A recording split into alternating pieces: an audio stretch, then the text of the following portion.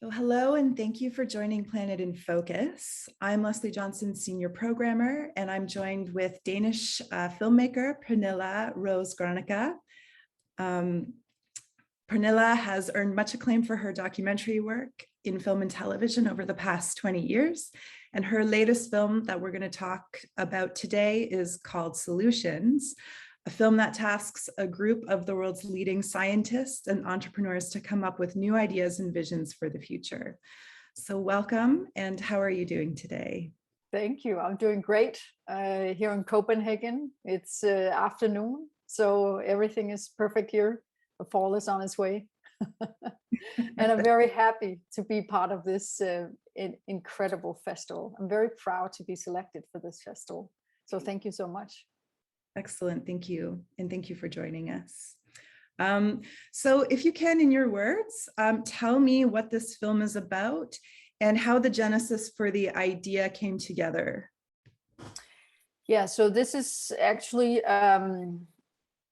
it's a meeting between some of the brightest people I've ever met. It's unbelievable. There are these incredibly gifted and very smart scientists and entrepreneurs meeting up at the Santa Fe Institute in the New Mexican desert. And they lock themselves up for 10 days to try to come up with ideas for, some of the problems that we face in the world today. And what is unique for this group is that they discuss cross-discipline. So they all represent different kinds of disciplines. One of them knows a lot about democracy, another about economy, environment, social media. All of the big PowerPoints in some ways are kind of brought into play in this group. And it's a discipline of listening to each other if you want to make up solutions for the future. And this is exactly what this group does. And the interesting thing from some of the audiences that has already seen the film is that they talk about how it's nice to have a film where they actually experience people listening to each other.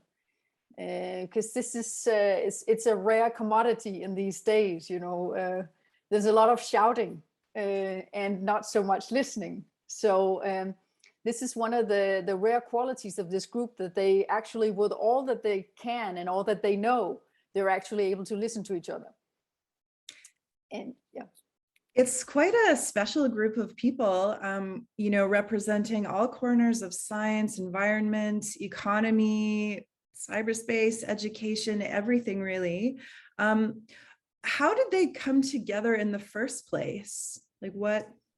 Who, I guess, what's the organization, or kind of what's the premise behind them coming together? Was it for the film, or is this something they do kind of? Yeah, no, regularly? this is something else. So I have been working in the science field, making documentaries for some years now, and I just find it very inspiring and incredibly rewarding to tell stories from this universe where there are so many great stories, but so many things aren't told. Yeah. And so I've been in this network of scientists for a long time, and I was at a meeting where I got to sit next to a Danish physicist, Steen Rasmussen. And Steen and I hit it off, and we talked about another project, another kind of film. And we pursued that at some point, and but then one day Steen tells me about this idea he has to put together a group of some of his old friends and some new people, where they want to discuss the fact that they, as scientists, now feel responsible for actually making some of the amazing things, the progress that we see in the world today, but how it's actually sometimes taken for granted or misused, or so there was this idea of a responsibility that I felt kind of propelled him and a lot of the people that he is in network with to make this kind of meeting. And then there has been a couple of other meetings before the ones that is portrayed in this film. And one of the beautiful things about this is also that some of the people in this group have a long-standing tradition and have been working a lot at the Santa Fe Institute. And the Santa Fe Institute is this incredible place out in the middle of the New Mexican desert, where they actually, where I see it as, this is a place where people come to think out of the box. It's actually a place where new ideas are tried out and tested, and incredible scientists from all over the world visit this place. And some of the people in the group also has a long-standing tradition with this place. And what they really celebrate and work from is this cross-discipline thinking. You know, that we need to have ideas from all different kinds of places to combine and to find the best results. So this is kind of how it came through. And that was why it was also, you know, incredible to be at this setting, at this place that, you know, the hallways there just beam of, you know, bringing ideas together. And what was the process of the film, the making of the film like for you? Each chapter is so rich and dense with ideas. I imagine it must have been quite challenging to distill out the arguments from these, you know, really brilliant minds. What was that like? And was there a lot that you wanted to keep in that you heard while you were part of these discussions? Well, so I have an incredible editor on this project, and I don't think I could have made the film without him, Per Sandholt. And it was a very difficult task to edit this film, because normally when you have material from a documentary film, you put it on, it plays, you sit and wait for something to happen, and then, oh, there's a great piece here. There might be a great piece there and a great piece there, and then you can put them together. For this, every little sentence was a universe in itself. Every little sentence was so condensed that it had to be, you know, unfolded in itself. So that was a great task to do that. And then the beauty of this group is also that what they do is kind of impossible. They set out to, you know, come up with solutions for the, you know, for some of the biggest problems that we face as humanity. But, you know, they don't think that is a problem. They think it's a great idea, and they thrive on it, and they get energy from it. And you could feel the room just, you know, pulsating with energy. And this kind of, in a sense, this was really crucial for also how we made the film. That I remember I also told this I talked to my friends and co-workers about this film, and everybody said, well, isn't it a little impossible to put all these things into one film? You know, shouldn't you just take one topic per film? And I kind of agree in a way, but this idea of having all the ideas together makes up this complex picture of what we're actually facing today. Because we can't just fix the environment if we don't fix the economy, if we don't look at democracy, if we don't look at the way we talk to each other, if we don't, you know, it's all kind of connected. And you only see that if you dare to look at it just as this full picture. So so that was kind of, you know, it was very important, but at the same time, a very difficult task. Yeah, I mean, it does feel like there is like very much a thread in terms of how you structure the film, it throughout the chapters, how the arguments and ideas build together, you know, which must have been a lot of how you found your way through the edit. But I guess I was wondering, was the meeting structured in a similar way, or was it kind of more of a free-for-all of like ideas? There was a structure in the meeting itself, and there were also some topics that we don't necessarily touch on in the film, and some ideas there.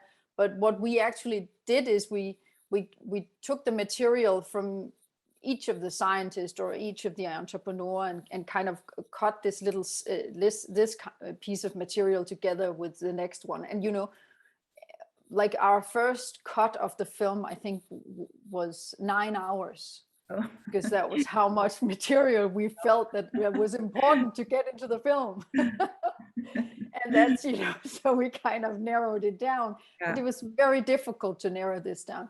But they, the idea of the meeting was built so that, somebody stood up and talked, and everybody else kind of chipped in at the end, and discussed, and there was some cross-discipline discussions. And so it kind of and we in the film also felt a little bit like to have this this structure in some ways, but also try to see if we could make this into a conversation.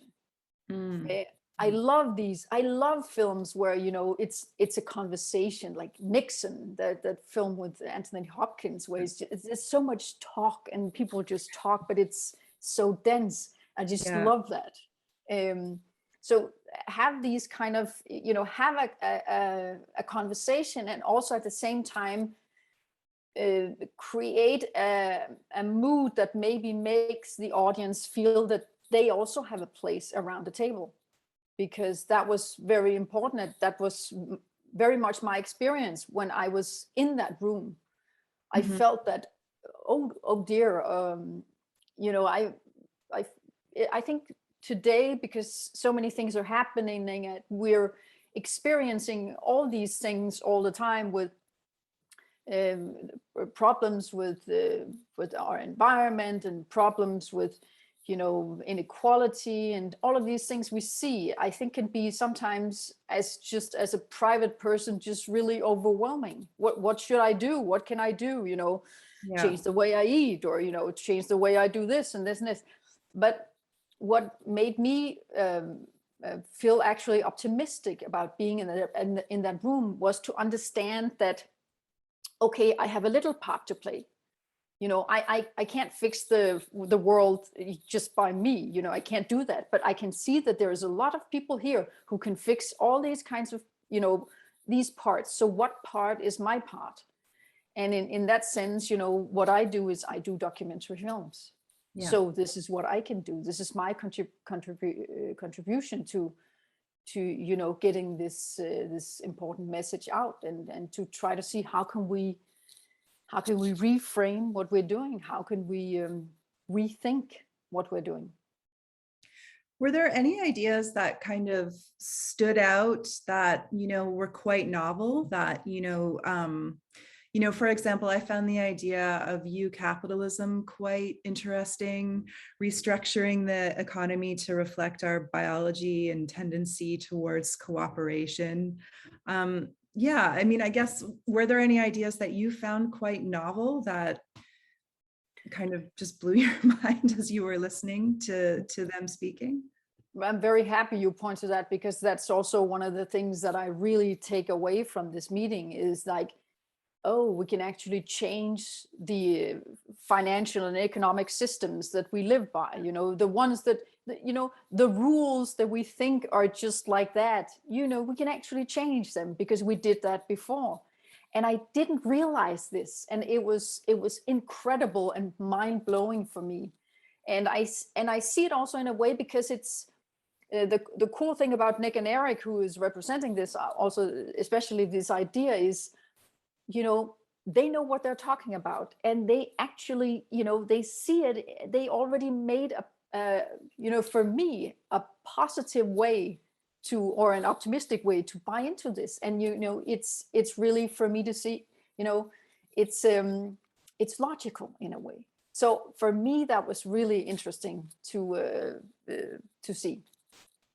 Yeah, sometimes it feels like, what's happening in the systems that we're a part of, that we've been a part of, feel like they're so entrenched, and we really take it for granted, the fact that we can, make changes, and that human society has been making these changes all along, but it's sort of, it hasn't necessarily happened in our lifetime. But, it's so interesting to hear these ideas happening, and to realize exactly what you said, we can make these changes, now, and there's an urgency to making many of these changes.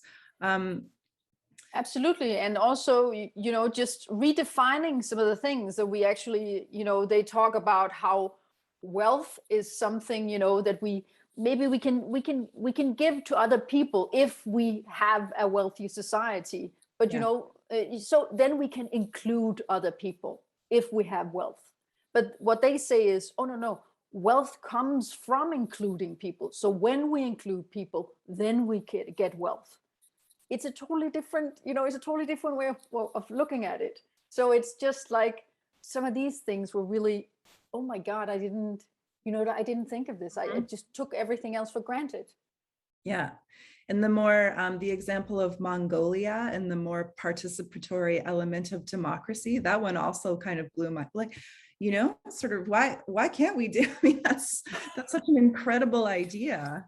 Well, it's very logical, and the cool thing is that, and this also goes for Larry Lessig, who were in Mongolia and who just didn't really believe in this idea of putting people together. And he was also, amazed to see how incredible and how nuanced this voice of the people actually came out. Yeah, that's it's very hopeful to think about, how that can work just with, like an ordinary cross section of society like that, to participate in democracy in a new way. How has your perspective changed since making the film? How have you shifted in the way that you think?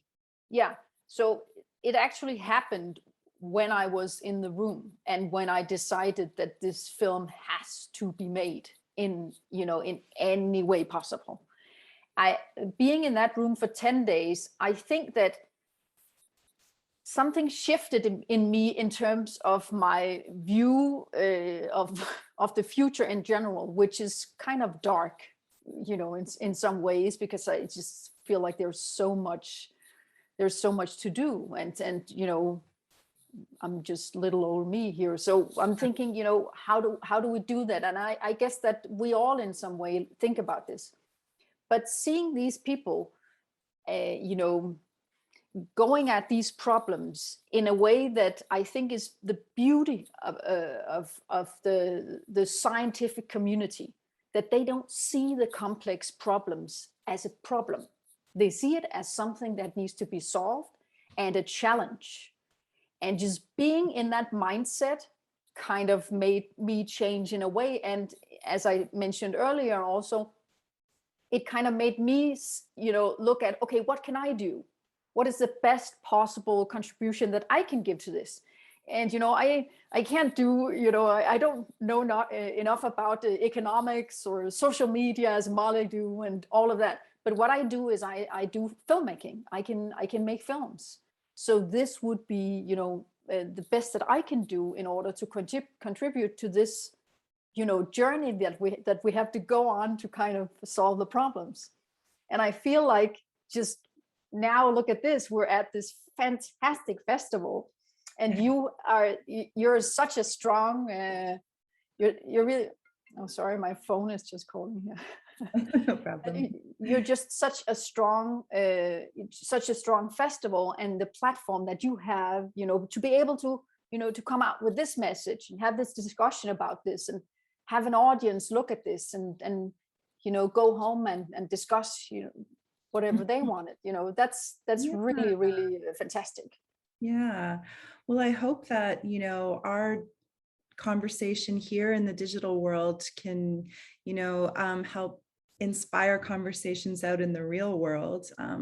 It would be nice to, be in not the pandemic time and have these conversations happening at a real screening, but, this has provided us with opportunities too. So what's next for you, and what's next for the film?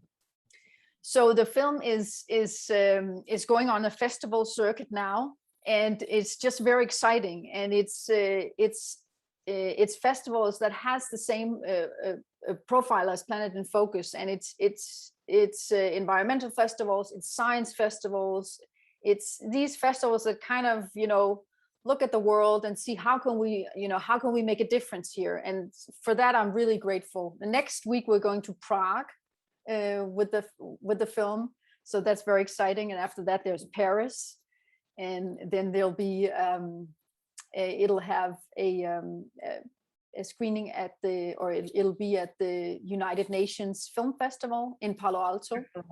Yeah, so that's also really exciting. And actually, the United Nations has reached out to me and talked to me about this film, because it's interesting for them also to kind of see this way. I see this film as a cinematic piece, but I also see it as some kind of tool. Maybe you can use this tool and you can actually be inspired from it. And this was what I talked to the United Nations about. Can we form groups? Are there ideas, that we can actually put people together, different kinds of groups, in different parts of the world?